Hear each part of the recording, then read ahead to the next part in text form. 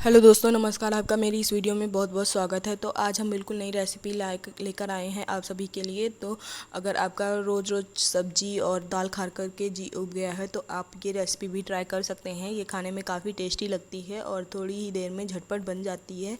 तो हमने इसकी तैयारी पहले से ही करके रखनी है तो ये फटाफट बन जाएगी। तो हमने यहाँ पे दाल ले ली है उड़द की। आप कोई भी दाल ले सकते हैं, यानी कि उड़द दो आती हैं, जैसे एक हरी छिलके वाली और एक काली छिलके वाली। तो आप काली हरी में से कोई भी ले सकते हैं। और आजकल तो मार्केट में धुली हुई दाल भी आती है उड़द की, तो आप चाहें तो उसको भी ले सकते हैं। उससे क्या होगा कि आपको धुलते टाइम पे मेहनत नहीं करनी पड़ेगी, रगड़ के धुलना नहीं पड़ेगा। तो आप कोई भी दाल ले सकते हैं अपने हिसाब से।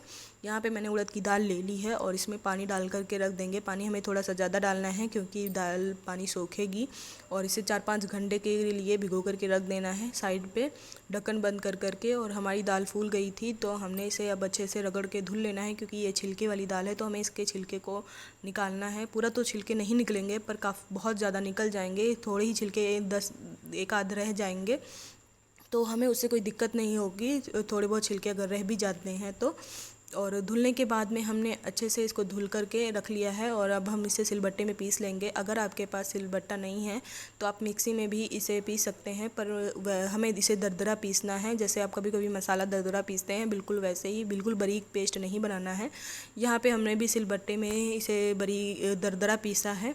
और मिक्सी में भी आप ऐसे कर सकते हैं, जैसे दाल डाली और 1 सेकंड के लिए मिक्सी चलाया, फिर बंद की, फिर चलाया, फिर बंद की। और उसे आप ढक्कन खोलकर चेक भी करते रहें। तो एकदम दरदरा हमें पेस्ट चाहिए, एकदम बारीक नहीं चाहिए, क्योंकि बारीक होगा तो हमें सब्ज़ी खाने में सब्ज़ी खाने में टेस्टी नहीं लगेगी। दरदरे से ही सब्ज़ी बनती है, तो इस बात का आप ध्यान रखें अच्छे से।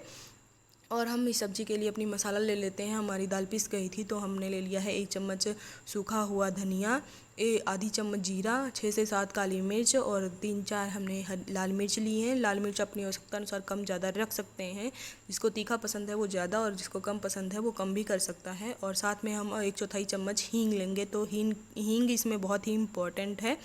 और इसके मसाले को भी हम सिलबट्टे में पीस लेते हैं। और हमने सिलबट्टा धुल करके अच्छे से पीस लिया है। और इसमें आप हल्दी भी डाल सकते हैं। मेरे पास खड़ी हल्दी नहीं थी तो मैंने मसाले को पीस करके पीसी हुई हल्दी इसमें डाल दी है। अगर आपके पास खड़ी हल्दी अवेलेबल है तो आप उसका इस्तेमाल करें। और अगर आपके पास सिलबट्टा नहीं है तो आप मसाले के लिए अपना गरम मसाला जो नॉर्मल खाते हैं, तो आप जितनी सब्ज़ी में टेस्ट अपनी सब्ज़ी में अकॉर्डिंग डालते हैं उतना ही मसाला हमें इस सब्ज़ी में भी डालना है। और मिर्ची लाल की जगह पे आप हरी मिर्ची तड़के के टाइम पे भी यूज़ कर सकते हैं, उससे कोई प्रॉब्लम नहीं होगी। बस ये ध्यान रखना है कि जब हम तड़का लगाएंगे तो उसमें हींग ज़रूर डालेंगे, क्योंकि मैंने मसाले में हींग डाली है। तो आप तड़के में हींग डाल सकते हैं। और अपना गरम मसाला लेना है, हल्दी पाउडर लेना है और लाल मिर्च पाउडर लेना है। अगर आप तीखी वाली मिर्च नहीं खाते हैं तो आप हरी मिर्च खा सकते हैं, उसकी जगह पे काट करके तड़के में डालेंगे। और हमने बस उसी मसाले को घोल बना कर रख लेना है, पानी डाल करके। एकदम पतला घोल नहीं बनाना है, थोड़ा सा थिक बनाना है।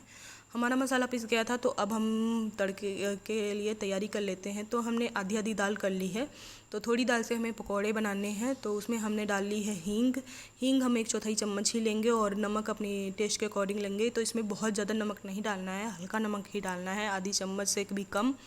अगर आपके पास और भी थोड़ी दाल है तो आप उसी हिसाब से डालिए, क्योंकि हम सब्ज़ी बनाएंगे तो उसमें इन पकौड़ों को डालेंगे तो सब्ज़ी में भी हमने नमक डालना है, तो वो इक्वल हो जाएगा जब हम सब्ज़ी में डालेंगे तो। और इधर हमने कढ़ाई चढ़ा दी है। कढ़ाई चढ़ाने के बाद हमने डाल दिया है सरसों का तेल। तो नॉर्मल सब्ज़ी से थोड़ा सा ज़्यादा सरसों का तेल इसमें पड़ता है, क्योंकि ये सब्ज़ी को हमें भूनना है, तो इसके लिए हम थोड़ा सा ज़्यादा तेल डालेंगे।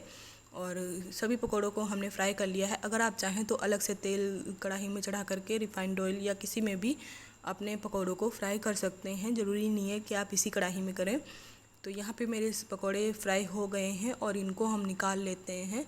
और ये अच्छे से फूल भी गए हैं और मीडियम आंच पे हमने इन्हें सेका है, तो ये अच्छे से अंदर तक पक गए थे। अब हम उसी तेल में डाल देंगे अपना कटा हुआ लहसुन। और उसके बाद में हमने जो मसाला पिसा हुआ था तो वो उसमें थोड़ा सा पानी डाल देंगे। और क्योंकि कटोरी में थोड़ा सा लगा हुआ था तो हमने पानी डाल करके थोड़ा सा और उसमें डाल दिया है कढ़ाई में। और अगर आपने नमक मसाला नहीं पीसा है तो आपने जो अपना घोल तैयार किया है उस घोल को आप कढ़ाई में डाल दीजिए। पहले हींग डालिए, फिर जीरा डालिए, लहसुन डालिए और फिर आप अपने मसाले को डाल दिए। तो लहसुन यहाँ पे 6-7 कलियाँ ही पड़ता है, बहुत अधिक नहीं पड़ता है। और बस हमें इस मसाले को पकने के बाद में 2 मिनट के बाद में हमने इसमें डाल देना है अपना दाल वाला पेस्ट।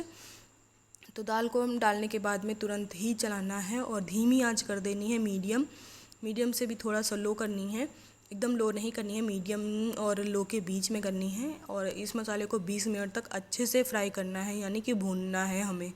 जैसे आप चने वगैरह भूनते हैं वैसे ही हमें इस पेस्ट को भी अच्छे से धीमी आंच पर भूनना है। धीमी आंच पर भूनने के बाद में हम इसे 20 मिनट तक हमने भूनने के बाद में इसमें थोड़ा थोड़ा करके पानी डालना है। थोड़ा थोड़ा पानी करके इसलिए डालना है क्योंकि हमने भूना था तो ये थोड़ा सा टाइट हो गया था, इसमें रोड़ियाँ बन गई थी। तो धीरे धीरे करके डालेंगे तो ये अच्छे से मिल जाएंगी, मिक्स हो जाएंगी पानी में। और साथ में ही पानी डालने के बाद में अपनी आवश्यकता अनुसार हम अपने नमक डाल देंगे इसमें। और नमक आप अपने हिसाब से कम ज़्यादा जैसे भी आपको पसंद है, जितना खाया जाता है आपके घर में आप वो डालें। और डालने के बाद में हम अपने फ्लेम को हाई कर देंगे। यहाँ पे फ्लेम को